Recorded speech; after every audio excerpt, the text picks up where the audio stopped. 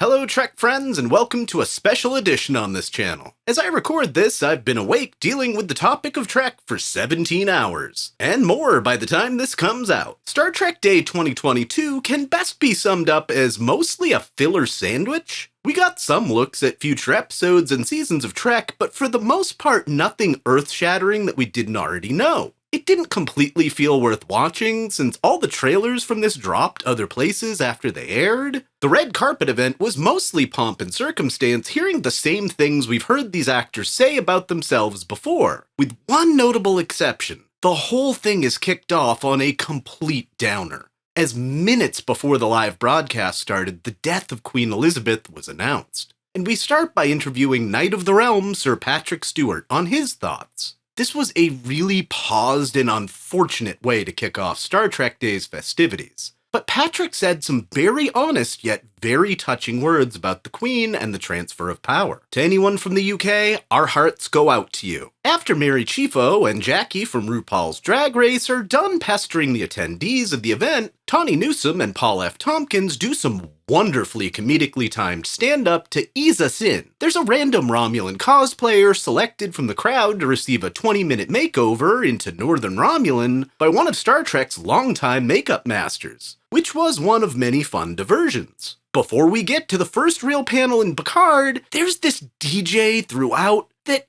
isn't bad at his job exactly, but just felt way out of place for a Trek event, and the holds on him go way too long.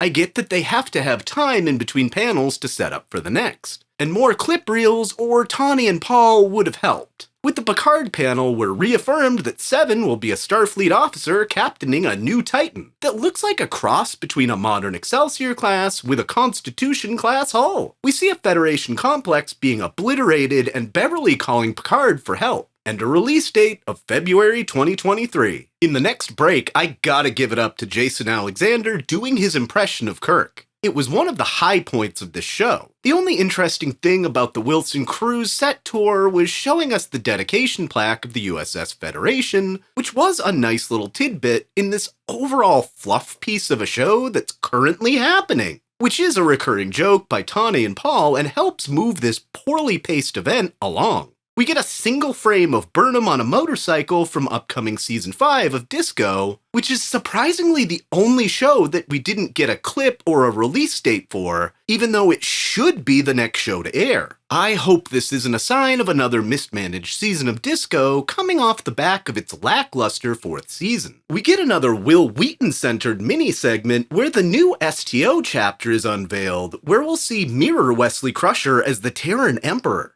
I haven't played in ages, but might just have to check that one out. Though this segment goes on for an uncomfortably long time. There's a cosplay contest with the worst Khan moment from Wrath of Khan, which is thankfully followed up by Tawney Newsome and Noel Wells doing the Lower Deck segment. Its preview gives us the most new information to think about as we see the Romulans storming onto Cerritos, killing a scientist, stealing a crystal, then trying to destroy Cerritos, before the USS Wayfarer swoops in to save them. Captained by what looks like Boimler, but with the name Eusephilis Decker? Is this his duplicate with a new name who rose to captain before him? Or is he just a lookalike from Matt Decker's family? We also get teased that we'll see a movie sequel in the future. Could this be Wrath of Vindicta 2? More wrath, more dicta? We find out Brian Posehn has unfortunately gotten too old to be funny, but I still love him. Moving on to Prodigy's segment, Kate Mulgrew talks about playing 2 versions of Janeway in the same series. And we get a trailer and release date of the continuation of Prodigy, which, despite being part of the same season, is continuing that season starting nearly when it did last year, in late October. I look forward to this show for kids continuing that I didn't know I needed in my late 30s.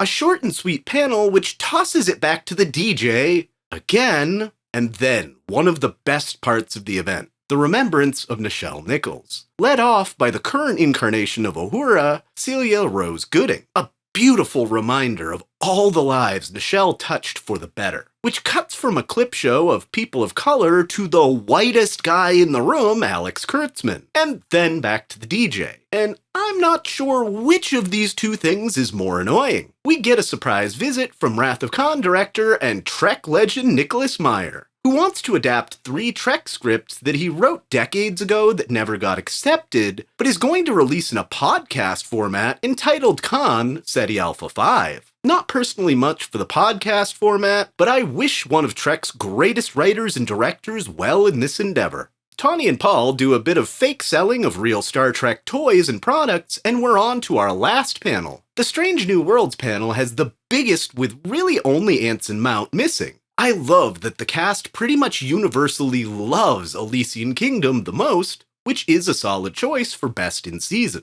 The question, why is Ortegas cool, gets asked, and that's the best question since Patrick was asked about the death of the Queen. It's answered with a clip from season 2 where we see Ortegas getting all dressed up to go on an away mission, and having Pike leave her on the bridge to steer Enterprise instead. Ortegas was a high point for me in the first season, and I can't wait to see an episode finally revolving around her character. We get the name drop that famous actress Carol Kane will be joining the cast. She's one of my favorite actresses of the 80s, and she hardly looks like she's aged. In summation, I hope they cut the event in half next year, or give us more substantial previews to mill over while we wait for our next fix of Trek. Thanks for joining me. I've been your exhausted host, Dustin Wing.